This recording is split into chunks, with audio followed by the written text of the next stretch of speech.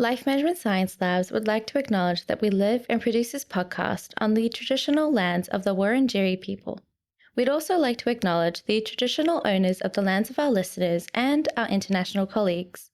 We'd like to pay our respects to their elders past, present, and emerging.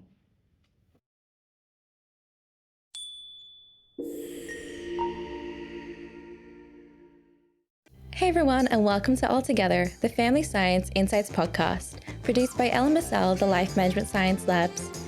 We are champions of life management science, providing structured insights informed by science and inspired by practice on key aspects of conscious living. Each week we bring you scientific and practical insights on each element, with the expert knowledge of professionals in the field. I'm your host, Dina Sargent. Let's get started. Hello and welcome back to the show. I'm Marie, your host for today, and we'll be exploring the journey of adoption. Interestingly, the first traces of adoption can be found as far back as ancient Rome, where the family patriarch would cease to exist without a male heir. And so, in order to combat this, a suitable heir could be provided to them from another family through adoption. All in all, very pragmatic. But adoption as we know it today is a lot less emotionally detached. In 2019, a survey by YouGov revealed that the most common reasons why American adults are considering adoption are wanting to provide for a child in need and overpopulation, which is, from where I'm standing, really a testament to the human capacity for nurturing and connection. Yet we are far from the finish line, with several unique challenges faced by adoptive families and soon-to-be adoptive parents alike, especially when it comes to international adoption. So today we're being joined by Economics Professor Emeritus Mark Montgomery, who is also the co-author of Saving International Adoption, an argument from economics and personal experience. So, hi, Mark. Welcome to the show. How are you going today? Thank you for having me. So, could you give us a little glimpse into what your book is about? Well, some years ago, I was reading Newsweek magazine, a popular American news magazine, and the cover story was about all the orphans that were in Africa, largely because of the AIDS crisis, but for other reasons as well. And they said there are lots of orphans there. So it occurred to me, well, we were thinking of expanding our family. We had 2 children at that point. So I have no doubt that if I go look to the State Department website, I will find many African countries that are interested in getting their children placed in America. This was absolutely not true. There were 3 countries that were interested in placing children in America, and that I found that rather shocking. And we had, by then, we had done an international adoption.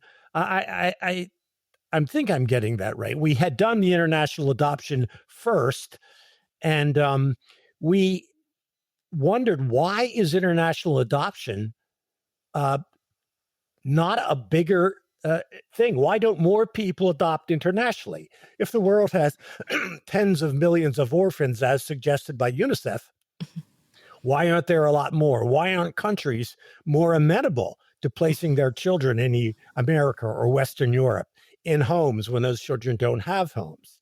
And we started looking into it and discovered that there's actually quite a bit of opposition to international adoption. International adoption has many, many opponents in government, in academia, among writers, sometimes among adoptees themselves. So we wanted to sit down and try to write this book about what we saw in international adoption and why it was not doing well, why it had fallen off so dramatically, which by that time it really had. Yeah, that's really interesting. I'd love to go further into detail about this and learn more. But before we do that, let's get to know you a bit better. This is Have You Met Mark? My first question for you is, what do you do in your spare time? I do a lot of reading. I'm retired now. My wife is retired. We also try to write mystery novels. We have published one and we're trying to publish others. I don't do economics as much anymore because I'm not as connected to the data sources that are important for that job. We have our dogs and we walk them, and we have children, 3 children. They're in different parts of the country. We have 2 children, 1 child living in Africa, and she has two sons. So we have 2 grandchildren who are 6,000 miles away. We wish we could spend more time with them. Wow, that's amazing. And what books do you enjoy reading? I just finished a book anticipating this question by Robert Kagan called Rebellion. And it was about the anti-liberal movements in America that have been in our country since the Revolution, the U.S. War of Independence in 1776. And of course, we've just had a big election. It was a surprise to many people, the outcome. There is much concern about what will happen in the country, what will happen to people's rights and things like that. So it was very topical.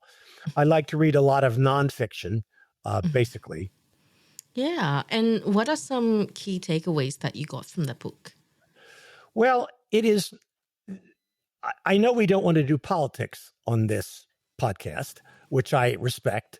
There has been some concern among Americans, and the country has been divided pretty sharply, that one side would be sort of anti-liberal, where liberal is with the capital L, meaning sort of independence and human rights. And but that is not something that's new to this time. There have been periods in American history when there has been anti-liberalism, restriction of people's rights, censorship. We had a civil war starting in 1860 when the country split over the question of slavery. So this is par for the course. That doesn't mean that people won't be concerned about it, but it isn't as if now we're in a completely unprecedented era in American politics that has never existed before. That's not the case. Yeah, that's really interesting. I have been keeping up, and it does seem to be a very divisive election for sure. But apart from books, what films or TV shows do you enjoy watching? Well, I have Netflix. We do, and HBO Max. I assume that's available in Australia. So I do a lot of binge watching. Now that I'm I'm retired, I'll pick up a show and watch it for an entire day and get 8 episodes. And so I'm watching Inventing Anna now, which is quite interesting. My wife and I go to films a lot. We're in the middle of Iowa, so there isn't as much selection unless you drive to Des Moines, which is a city of about 300,000 hour away. And we like sort of independent films. We went to see the Tom Hanks, Robin Wright film just the other day here, which was quite moving. And both my wife and I do a lot of reading, and we often will exchange books. I just gave her a book to read, and she gave me the book by Kagan to read. So, and we're trained similarly. We've had the same profession, and we're very lucky in that we have a lot to talk about. Oh, that's really sweet. And how are you finding watching a TV show for a whole day? Well, I honestly can't make it an entire day, but I can do maybe 4 episodes. And it's a little bit unnerving because, that feels like wasting time. I was in the labor market since 1968. I've been working, full-time or going to school for, 56 years. So all of a sudden, if I'm watching TV for an extended period of time, it feels like, a waste of time. I try to come into my office every morning and work from 8 to 12 writing. And then I do take the rest of the day off, and I can binge watch I'm 71. I just turned 71, Marie. So Wow. I'm giving myself a little slack, cutting myself a little slack, as we would say. Yeah, you should. Otherwise, your retirement's not really your retirement, is it? No, it's not. So, my last question for you is, what is your definition of family? Well, I've thought about that. Knowing that was going to be asked, and I guess I've come upon the main definition would be a group of people, however they're connected, who are so committed to each other and love each other enough to be very supportive of each other, to be concerned about what happens to the other. Now, that can be obviously parents and children. Two of my children are adopted, so they're not related to me, but we're intensely connected personally. My youngest son came when he was about 8 and had lived in an entirely different country. But, we feel a very strong connection. And of course, in our case, that connection doesn't have to depend on consanguinity and blood relations and genetics. That isn't a relevant issue for us, the way we've constructed our family. So you get a group of people who love each other enough and care about each other enough to be really supportive and make sacrifices for each other, then that can be considered as family, in my opinion. Yeah, that is certainly sound. I would say, like, I think I would say the same thing for myself in terms of my definition of family. I've always, like, of course, blood family is really important, but um, I think that the strong bonds are what really matter most in family. Yeah, so thank you so much for sharing all of that with us, Mark. Now let's move on to the interview. And for starters, how would you describe the benefits of adoption?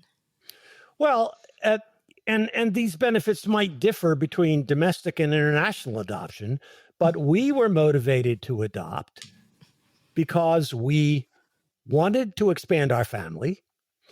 I was in my neo-Malthusian period and didn't want to add to the world population, though I have, backed off from that more recently. And so if you're going to, it gave us a sense of accomplishment to give homes to children who didn't have them. Now, I should say there is a wide swath of people in the adoption community who think that's a bad thing, that you should not adopt because you think you're helping somebody. That is called a savior complex. Okay. And this is much despised. I use the word too strongly, but much discouraged in the adoption community. But the benefits to the children who don't have homes are pretty stark. If you don't have a home, if you're in an institution, that is not an environment that is conducive to raising a healthy child, mentally healthy child. And so I'll tell you a story about this. And this might seem a little materialistic. When my youngest son came to us from Sierra Leone in West Africa, he came with a little card. It was green. It was, in fact, called a green card. And there was his little picture on it, this young kid, okay? And it enabled him to work in America and live in America permanently. That is, as people at other parts of the world, people in East Asia will know, is a precious kind of gift because you've got a chance to, it opens up so many opportunities for you. Just having a family to support you and love you is something that a lot of kids lack. And I think the benefits are quite extraordinary. For the parents, of course, some parents don't have the option of having biological children. That was not an issue for us. But, loving a child is a pretty special human relationship. And so we got to have 2 extra people in our family who, mean the world to us. Now, we could have done that other ways, but we chose to do it through adoption. And I'm very grateful to my wife because honestly, it was she who really motivated the 2 adoptions. I had a birth daughter. We made a nice little triumvirate there. We were having a good time. We were comfortable. I thought, hey, this isn't too bad. But my wife wanted to expand, and we decided we wanted to do it through adoption. And I'm eternally grateful to her for really having motivated that because it has given me my sons. Yeah. So tell us more about the arguments out there against international adoption. Because from where I'm standing, I've heard about the savior complex argument before, but yeah, from where I'm standing, it really depends on what kind of family you get adopted into, and it's really a case by case basis, and that's not it's really not appropriate to apply that to the entirety of international adoption. Say that all of the people who are adopting internationally are have savior complexes.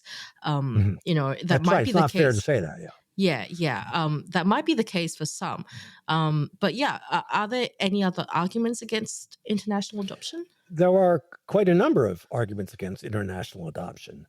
For example, some people will go so far as to say you're essentially stealing children from another country. You're Mhm. stealing people's children. They used to live with their families. Now they live with you. They are bereft of those children, even if they put those children in orphanages. Okay. Uh, and there was also an idea that this is sort of Western hegemony, right? Why do you think you have the right or the duty to, or in any case, obligation to take a child out of Africa? Are you saying that children can't be happy in Africa? Are you saying that African people don't raise their children properly? This is particularly meaningful when you get into issues of race, when children of a different race are adopted into a white family, for example, here in America. Um, there is also the idea that maybe international adoption harms children. There are some writers. There's a guy in Sweden who is by birth Korean, was brought to Sweden, had a very strange kind of experience there. Didn't look like anybody Swedish, okay, felt isolated. And in that sense, sort of has rejected the paradigm of bringing children of other races in. Now, that's not everybody, but it's a surprisingly large number of people writing about adoption who think it's just wrong. It also has scandals. Inevitably, there is a child maybe that was kidnapped, and there are a lot of children who might have been sold, and that is anathema to a large swath, particularly of academics. And so scandals have occurred, and people want to shut down international adoption, and that is pretty much what has happened, Marie, because in the mid 2000s, there were maybe 40,000 children adopted into the United States in a given year. Now that number is probably down below 1,000. I haven't checked recently, but it's international adoption has literally collapsed. There have been rules and regulations. And so these are some of the arguments against it. It's wrong for the children. It's wrong for the adoptive parents. You're imposing Western values on people who don't necessarily have Western values. Lots of stuff like that. And there's a very large literature. Yeah. And what are the arguments for international adoption? The arguments for international adoption, and not everyone accepts these, are that there, as I said at the beginning, there are millions, tens of millions of children in poor countries who do not have families. My son had lost his father. We thought he was an orphan. He was not an orphan. His aunt had pretended he was an orphan in order to facilitate the adoption, so we'd be more likely to adopt him. So there is, these kids have more opportunities. And a lot of people object to even having that mentality. If I say, look, you've got a better chance of a good life in America than Uganda, that's considered hegemonic. It's racist. It's arrogant. But I mean, in Uganda, out of every 100 children born, only 92 of them live to age 5. Those numbers are a few years old. In America, all 100 children live to age 5. It's very unusual for a child in America to die. And that's a real benefit. And the opponents of adoption often don't take that into account. You have better health care in Australia than you do in Sierra Leone, where my son is from. My daughter lives in Rwanda.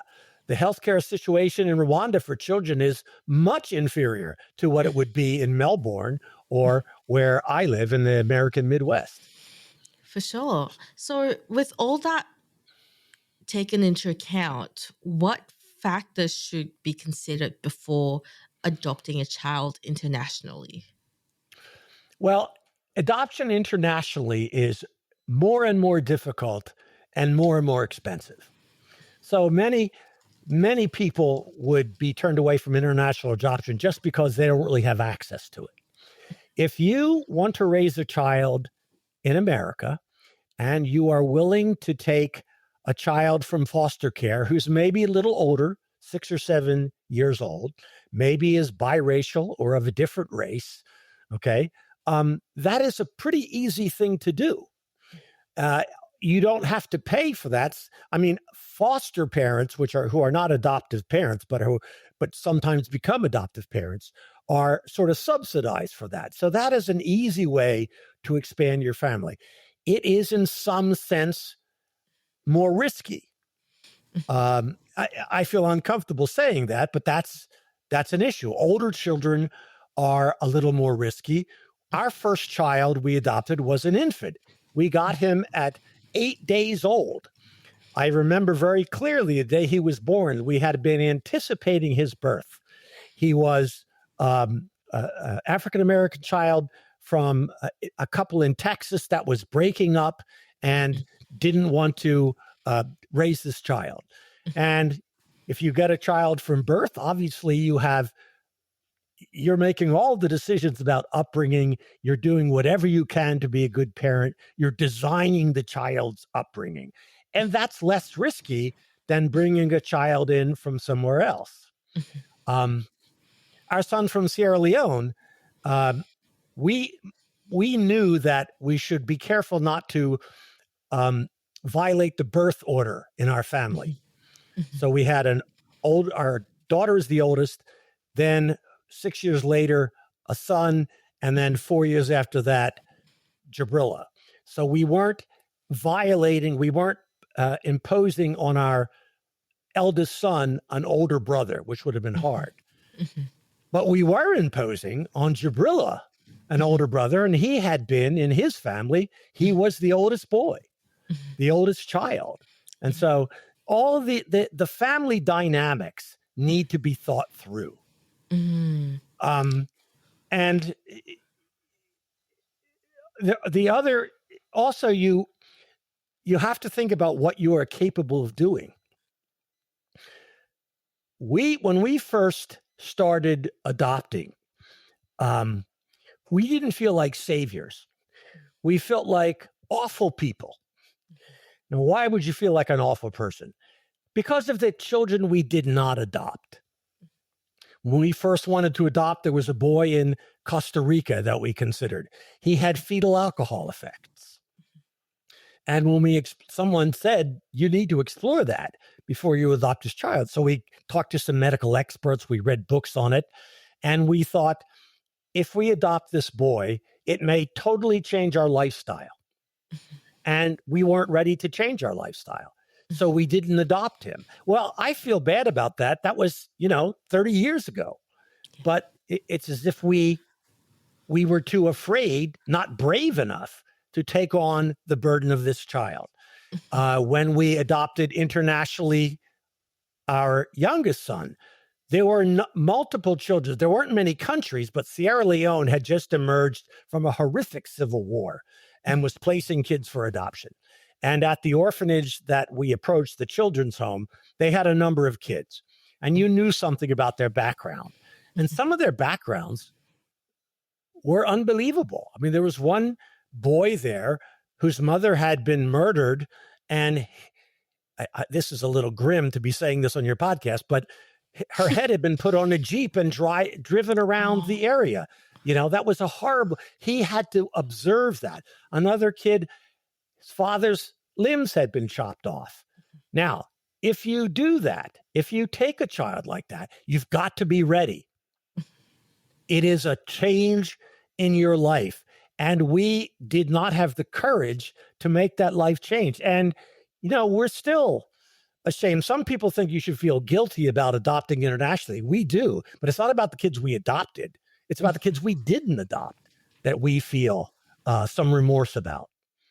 Yeah, I can definitely imagine being put in that situation and thinking about all the kids that you had the power to say yes or no to. And then you did. It Yeah, feels horrible. it does. Because you're in a privileged position to be able to pick and choose your battles. These kids don't. So I imagine that feeling to actually be really horrendous.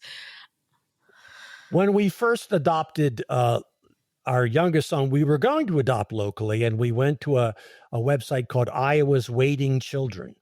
And these were kids whose stories were heartbreaking. And you felt that if you were any kind of a human being, you would buy a giant Victorian house, you would fill it with these children, and you would devote your life to raising them. And that anything less than that made you less than a genuine human being. And I still have a feeling like that. And we didn't do that. And, because again, we had a nice life. We were willing to impose some risk on that life. You always do when you get a child. Children are risky. Any child is risky. It could get hurt. It could die. Any bad things could happen. But it was particularly true in these cases. So Yeah. we ended up getting an infant. So go ahead. Yeah.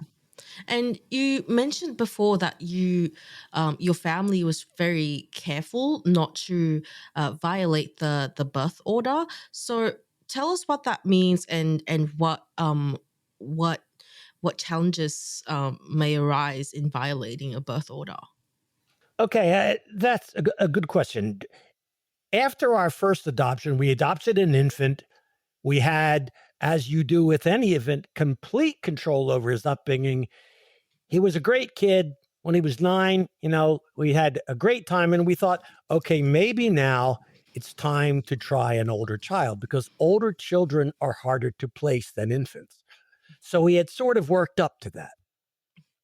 Kurt had come out, was a delightful kid. We had a great experience with him. And now we were willing to say, okay, and there are all these orphans in Africa. Let's see if we can get an older child. But if we were to get an older child, Kurt was 9, if we'd gotten a 15-year-old boy, that really changes the family dynamic. This 15-year-old boy is used to, in a sense, telling his younger siblings what to do as being a leader in the family. And so if you bring in a child like that, then you're taking a risk of the dynamics of the family shifting in a very unpleasant way. What we didn't think about was, as I said before, the dynamics in the family, the birth family. Jabrilla had been the oldest child, and suddenly he had this big brother who was acting like, a guidance counselor for him. And he didn't want a guidance counselor. He didn't need a guidance counselor, particularly the boy. So that's the kind of thing that you could run into when you're doing this. Adoption of an older child is disruptive under the best circumstances. It's disruptive. And how did your family manage that? Well, we had some issues.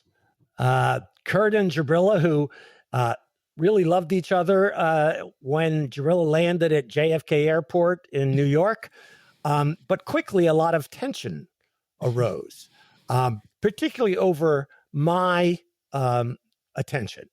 They both wanted my attention in particular. Jabrilla didn't have as close of a connection with his mother at that time. He had, basically been abandoned by his aunt, his mother. She was his mother. And that may have affected his attitude towards women, but both boys competed for my attention. And at one point, we went to a counselor. We brought both boys into therapy and had them, had the therapist advise us about them and talk to them about their feelings. The kind of ironic outcome of that was they wanted to talk more to Kurt than Jabrilla. Jabrilla, in spite of having a horrific upbringing, and not on the part that his mother abused him, just on a terrible environment where people pointed guns in your face, and you were hungry, and you lived in a 3-sided house. In spite of all that, he was a pretty together kid. But Kurt was the one who was having trouble with it, and so we went to counseling, and I think that helped. And they're much closer now. They're both in their 30s, and they're more like brothers than they were then. But yeah, it can be very challenging. Yeah, but well, that's good to hear that they've managed to work things out.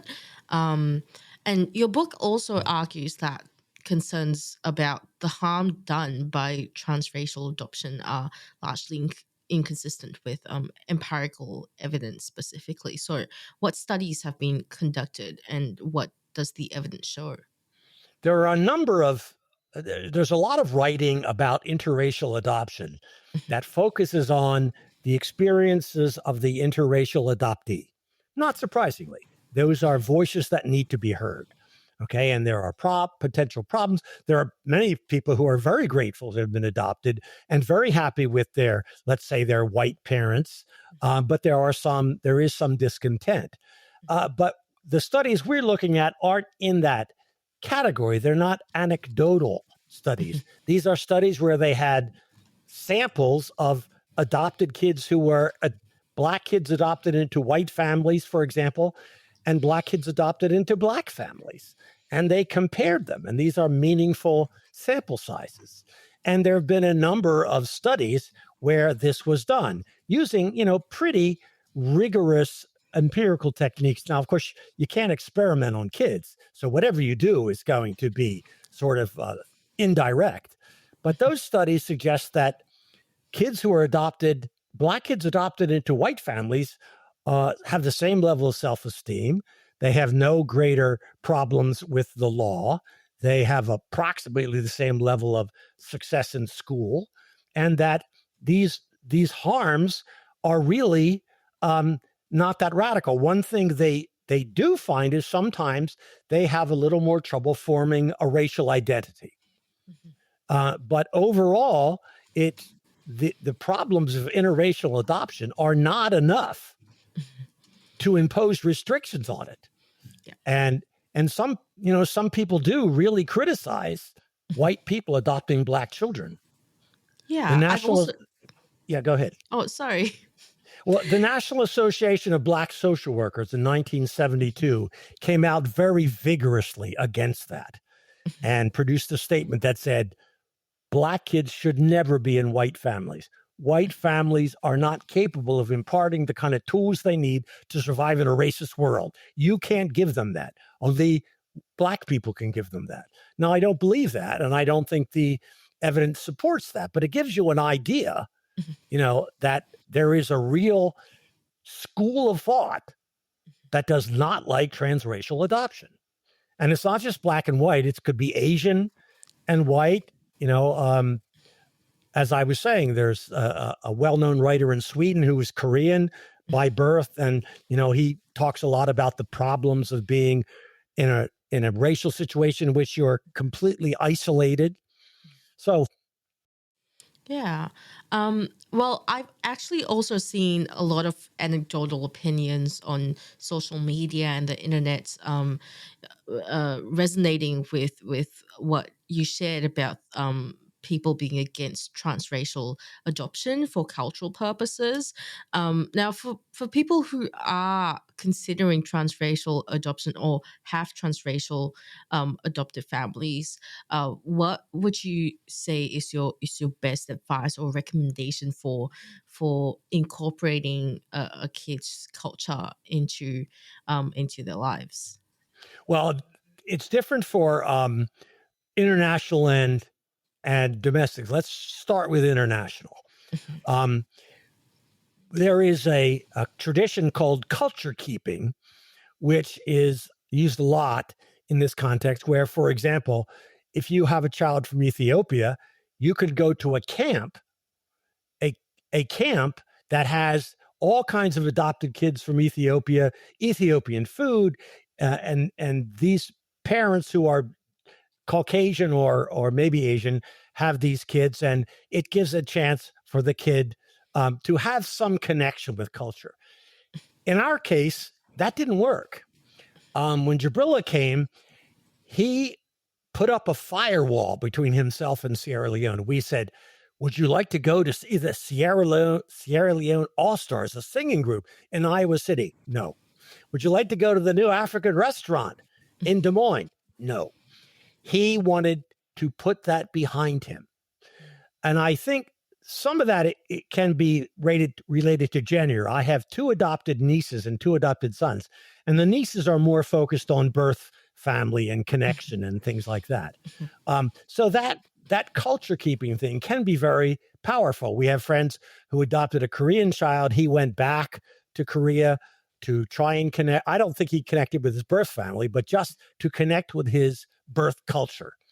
And being supportive of that, is a good idea. When we went to Sierra Leone to do research for our book, we asked Jabrilla to come with us. Would you like to come with us? And he said no. He said maybe someday, but he was not ready to go back there.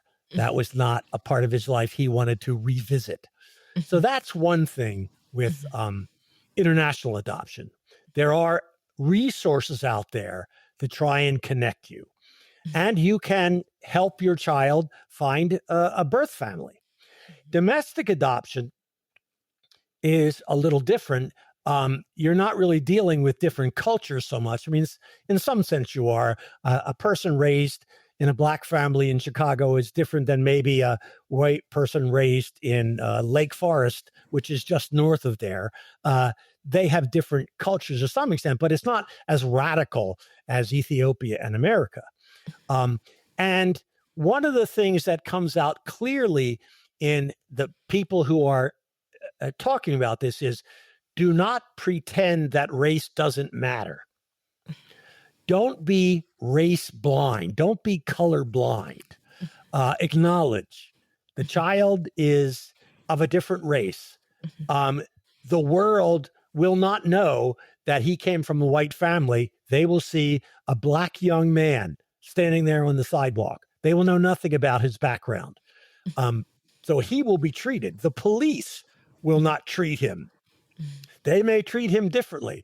And of course, all parents of Black, particularly sons, there's a thing called the talk you have with your sons about what happens if you're stopped by the police and what you do and do not do. So there is acknowledgement of race, okay, and trying to connect the kids with members of the race is a valuable thing to do. It's not a good idea to pretend this is just a child with darker skin and everything else that's incidental, because it's not. Yeah, that makes a lot of sense. And it sounds like there's a lot of thought that needs to be put into this. Where would you recommend adoptive parents or soon-to-be adoptive parents starting with? There's an enormous literature. A Google search of books on race and adoption will give you many, many titles. So there's a whole literature of people who have thought about this, who have written about it, who have experienced it from both sides, the children and the parents. And so I really think there's all, in the age of I'm old enough to remember before there was an internet. You're probably not. Okay. But the search on the internet for resources is incredibly powerful. So the one thing I do think I feel a little uncomfortable with in our own experience, we live in a small town in the middle of Iowa. That is a very white state. We live in a very white town, and it's small. Now, there are some advantages and disadvantages. We used to joke that at any at any given day, some large fraction of the African American male teenage population would be in our house on our third floor with our sons.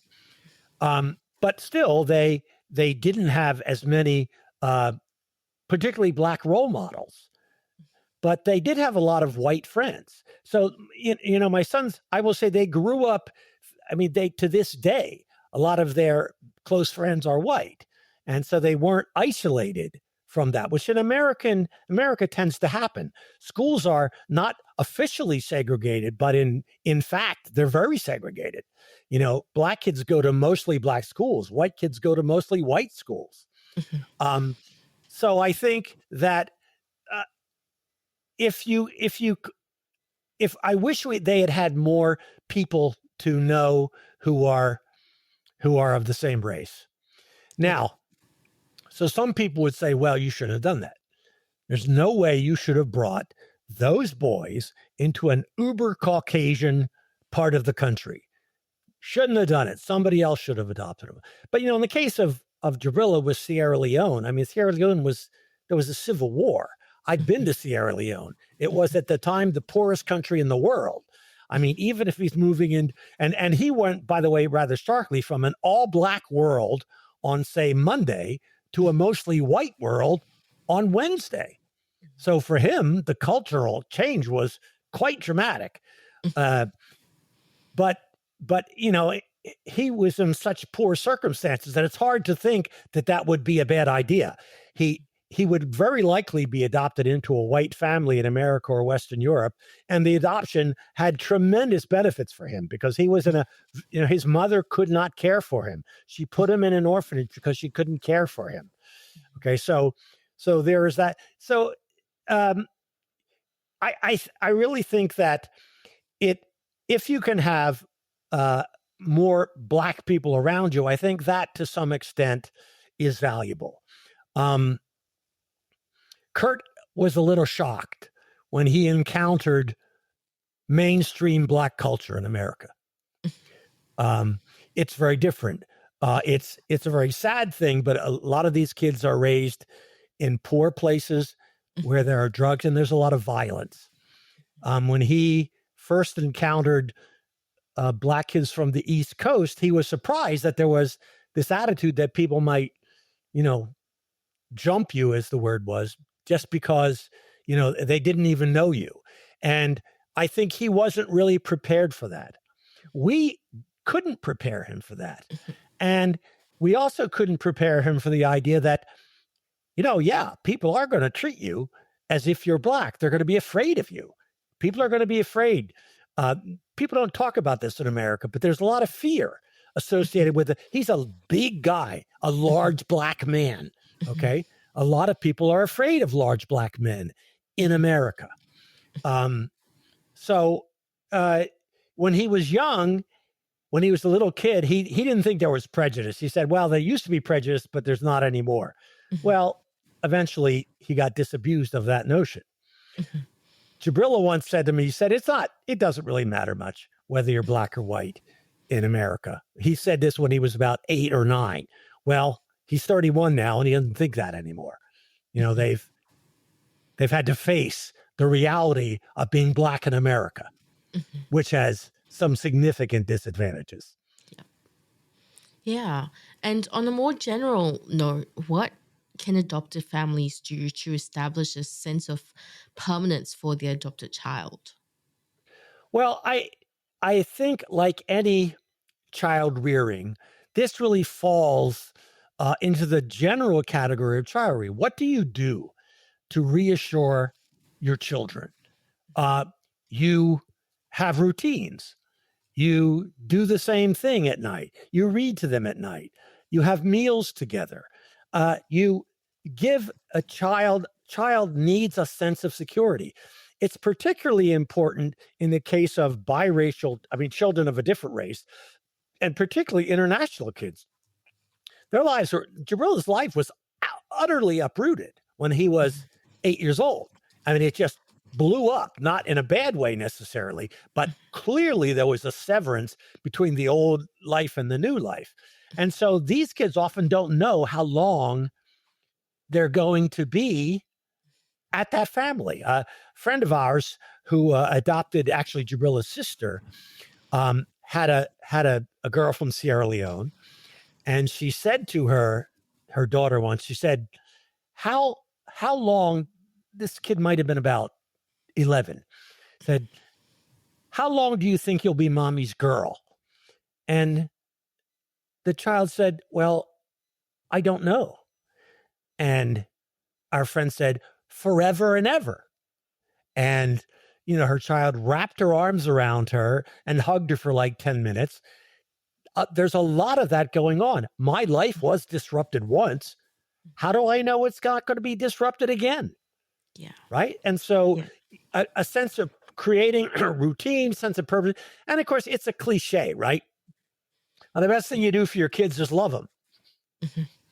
Yeah, for sure. And I think that's even more important in adoption. Yeah. And so what are your hopes for the future of international adoption? Marie, I'm in despair about international adoption. It has so many opponents. They've tried to regulate it by imposing rules on it through the Hague Convention. That was in 1994 convention. That has created a lot more paperwork, a lot more centralization. Kids are just not being adopted from abroad like they were. And one thing is that when countries were letting kids come to America, at some point, they became very embarrassed by it. Guatemala became very embarrassed. South Korea, became very embarrassed. Ethiopia became very embarrassed. Russia became very mad. China is still not as bad about that. But in China, almost all the adopted kids coming from China were girls, because there's more of a patrilineal model of society there. But so that was a big factor. Countries were embarrassed. And I don't think that's in the best interest of the children. Adoption does a lot of good for kids. There's a story about this, if you'll let me tell an anecdote about this. Sure. There was in Romania, right after the collapse of communism in Romania, Romania was run by a man and his wife, really, the two of them, named Ceausescu. And anything you read about them will say they were kind of crazy. And they were iron-fisted dictators. And they were very worried that the birth rate was falling in Romania. So they started adopting all these pronatalist policies. A woman who didn't have 4 children could be fined. If you were, they would check to make sure you were pregnant so you didn't abort the child. It's called the menstrual police. Used to come and check women. I mean, it was really almost science fiction level of oppression. Well, then, of course, that regime collapsed. And when it did, a lot of kids were in orphanages. There were tens of thousands of kids in institutions, and these institutions were horrible. I mean, kids would be sitting in urine up to their ankles. And this was broadcast by ABC. They did a study on it. And when that happened, the world kind of went crazy. And everybody came into Romania, tens of thousands of people to adopt children. And it was a free-for-all. There was no regulation.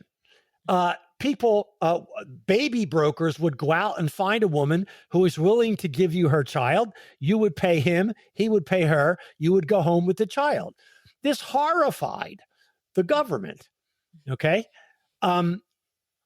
This kind of unregulated buying of children. It was clearly there was a market for children, and the market was functioning. And a lot of this, the woman who is now in charge of adoption in Romania, who was up quite recently, called it the black period of adoption in Romania. And pretty much everyone would say that. But 10,000 kids got out of there. Yeah. And they were often, half of them were in horrific conditions. And before the government started regulating it and shutting it down, and putting on requirements, and kids stopped coming out of there. And now a lot of those children who might have come out are street kids because they had problems. They had disabilities.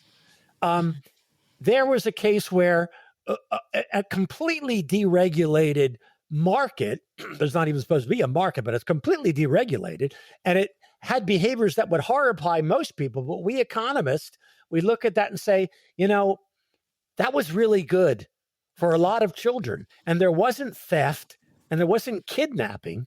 There was paying, there was buying. And some people think that's trafficking, but that did a lot of people a lot of good, including the birth families. So that shows you where we are on this spectrum. We're kind of out there. Okay. I mean, our book it takes a rather radical stance. It's almost radical to be in favor of international adoption, to be in favor of international adoption where you tolerate birth families and adoption families getting together and make arrangements that could involve money is horrifying. So we're pretty far gone on that. Yeah. But anyway, but 10,000 kids got out of there. Well, thank you so much for sharing all of that with us, your expertise and your wonderful anecdotes. You've been such a great storyteller. Now let's move on to the practices and habits. What is a habit that you'd recommend adoptive parents practicing with their adopted child? I think in a case of an adopted child, what you do not want is the child to feel that they're some separate part of the family. The things you do for your own children, you do for your adopted children. We read to our kids every night when they were young. Jabrilla, when he came to our family at age 8, didn't know, he could write his name, but he didn't know what was the beginning of a word and the end of a word. He had no clue what the alphabet, didn't know. So we had to work a lot with him. I should say that I changed my language a little bit.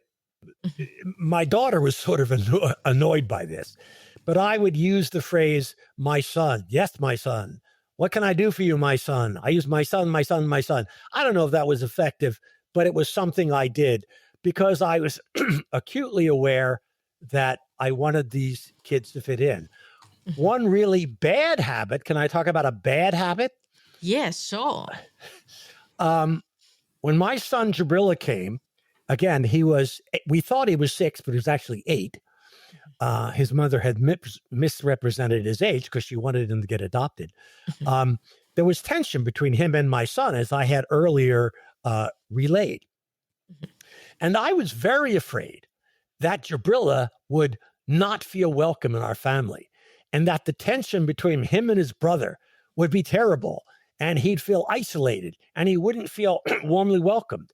And I was so sensitive to that I would intervene in these arguments between them or these altercations. And my older son, with whom I was incredibly close when he was growing up, really felt resentment about that. I let my anxiety about Jabrilla's place in the family make it harder for the family to be integrated by just letting them work it out.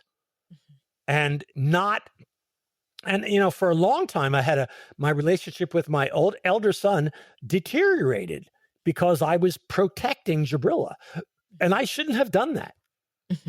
That was a bad idea.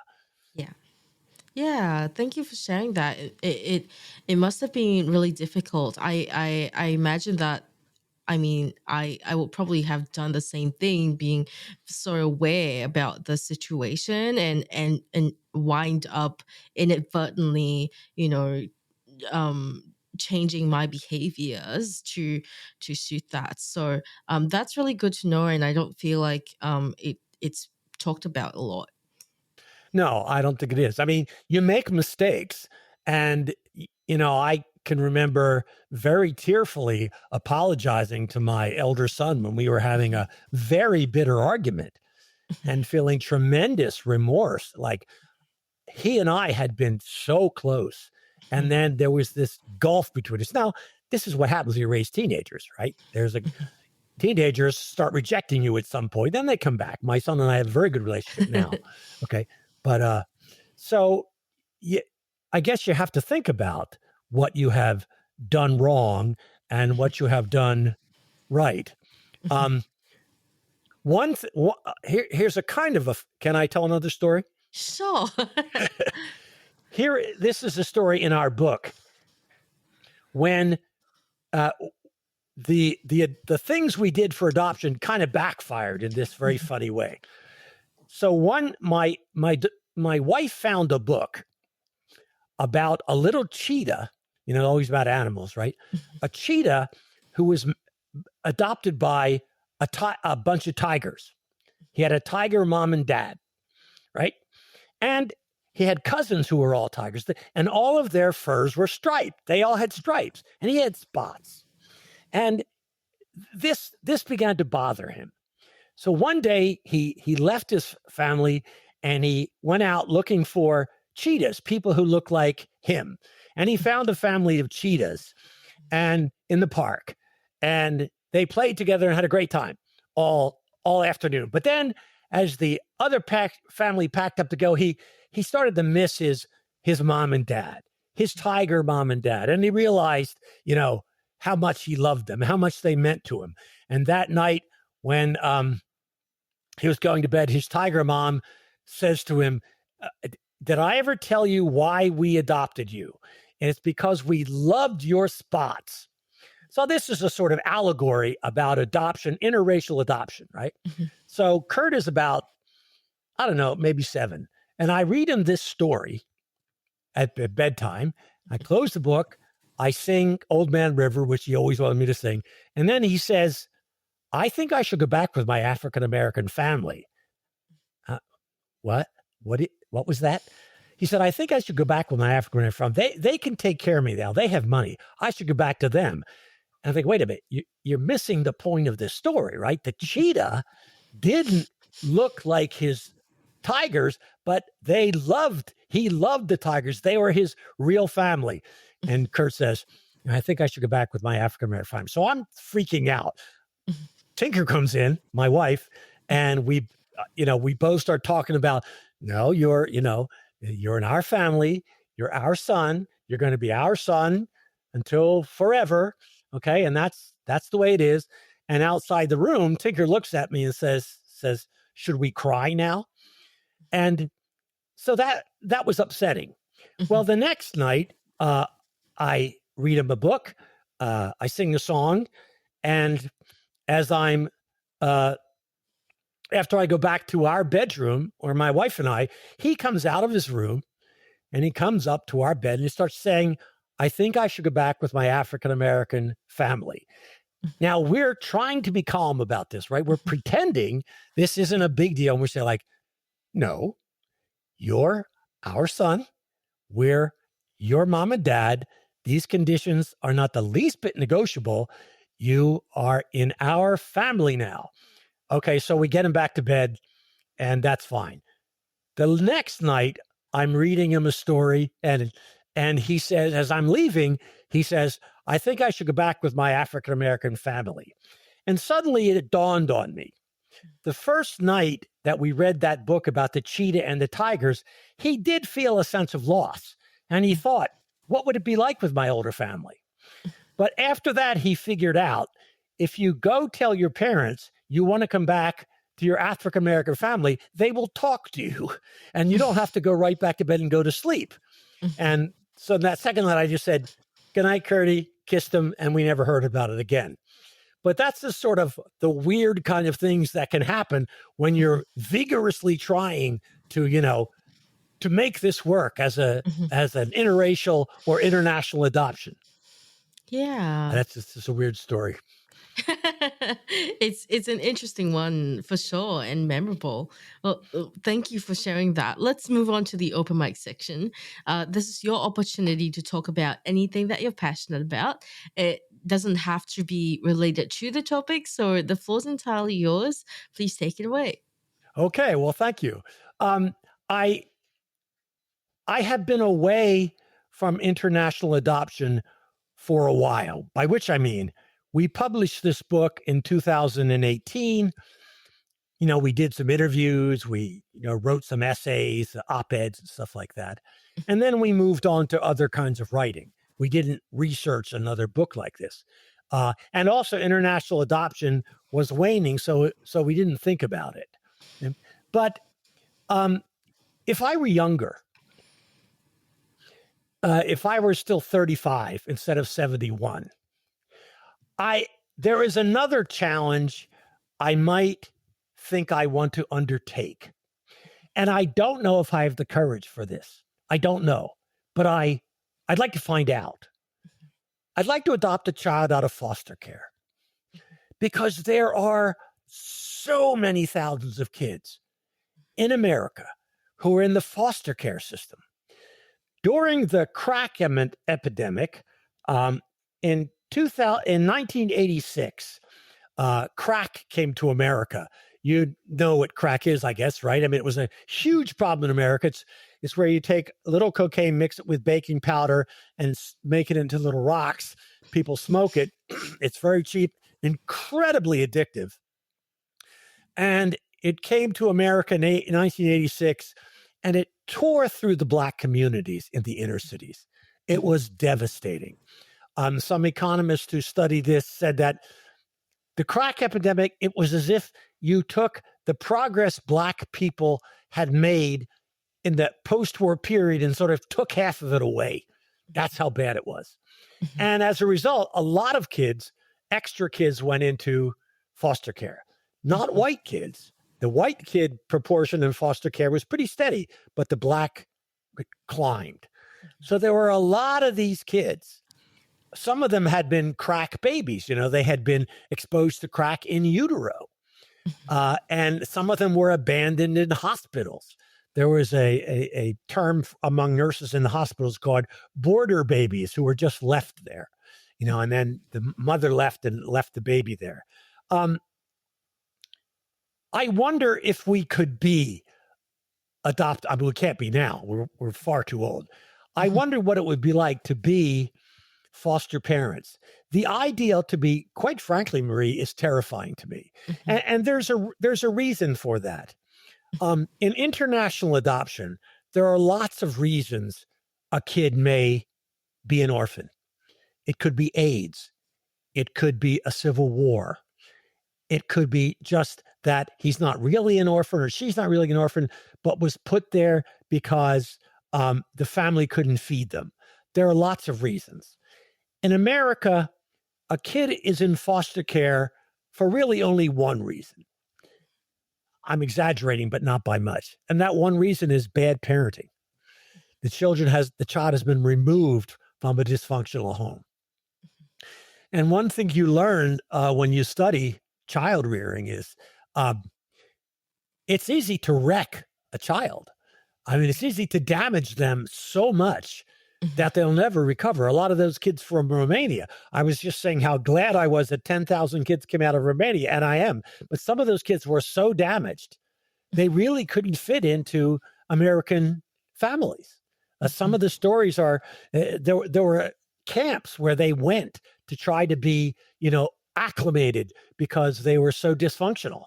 And so if you take a foster care child in, that's a bigger risk. Yeah. And I would like to, I kind of wish we had the opportunity to do that. Now, it's easy to sit here in this nice chair in my comfortable office and say, oh yeah, I'm going to be a foster parent, but it's frightening to me. Mm-hmm. And I don't know that I could. I mean, we just told you that we were considering adopting those kids and didn't have the courage to do it. But I think it's so wonderful that these kids get homes. Mm-hmm. And there are so many of them. And, they go through the system, they bounce from home to home to home, then they age out, and they're pretty much on their own at 18. And an unskilled 18-year-old in this country does not have very good economic prospects. Mm-hmm. There's hardly any job that an 18-year-old unskilled person can get that will give them a living wage. It almost doesn't exist. Yeah. So, this is our son, Kurt. Kurt is a homeowner. We helped him buy a house. he actually has more net wealth now than the average African-American family because he has middle-class parents who could come up with some money to help him buy a home. We also did that for our daughter, okay, who is not, she lives in Africa. It was easier to do there. But, so it really matters the kind of environment. And a lot of these kids they just don't get a fair start, and they're never going to get a fair shake. And often adoptive parents were formerly foster parents who adopted the child. And that I have tremendous admiration for that. We have friends who adopted an autistic boy from when he was about 6 years old. They were in Florida. He was a non-speaking autistic child who was considered a severely retarded child. Mm-hmm. Well, he graduated from Grinnell College, Phi Beta Kappa, and has won a Peabody Award for the film he made about being autistic. He's a miracle story. Okay. I have tremendous admiration for that. And I sort of wish that, if thinking back on my life, I wonder if we could have maybe taken that extra step. We had an infant, we had an adopted older child. Could we have taken the next step and adopted a foster child? But it's too late now. It's too late now. Well, maybe that's something that our audience can ponder on themselves. Yes. Yeah. I'm sure there's a foster system in Australia, right? I mean, I'm actually not too sure myself. Like, I never grew up here, so I'm not too knowledgeable on the foster system and how it might work here. But yeah, thank you very much for joining us today and sharing all of those wonderful anecdotes. Thank you for having me. Yeah. If our listeners want to find out more about you and what you do, where can they go? There is a website. It's a very personal website. I mean, it's got writings on it and books on it, and it's also got pictures of our grandchildren on it. And it's already got pictures of our family at Christmas on it. So it's not a professional website by any stretch of the imagination. But my name is Mark Montgomery. My wife's name is Irene Powell. So the website is Montgomery Powell, all one word, .com. And you can learn much more about us than you ever wanted to know by going to that website. As I said, it's not a professional website. It's a personal website, but it does have a lot of professional stuff on there. A lot of our writing is on there, a lot of, descriptions of our books. We have a couple of books are there. So that would be a place where people might want to go if they want to know more about us. Yeah, amazing. We'll link those in the show notes. Thank you once again for joining us, spending your time with us. And thank you everyone for tuning in. We'll catch you in the next episode. Thank you, Marie. You've been listening to Altogether, the Family Science Insights podcast, produced by the Family Science Labs, a division of LMSL, the Life Management Science Labs. More episodes are available from 10 life management perspectives and can be found by searching LMSL on Apple Podcasts, Google Podcasts, Spotify, and other podcasting apps available on your devices. If you enjoyed this episode, please consider rating our show, sharing it, and subscribing to our channel, as it helps other people find it so that we can grow and bring you more quality resources. More of our work can be found on our website at fa.lmsl.net, where you can join our movement. I'm Dina Sargent. Thanks for tuning in.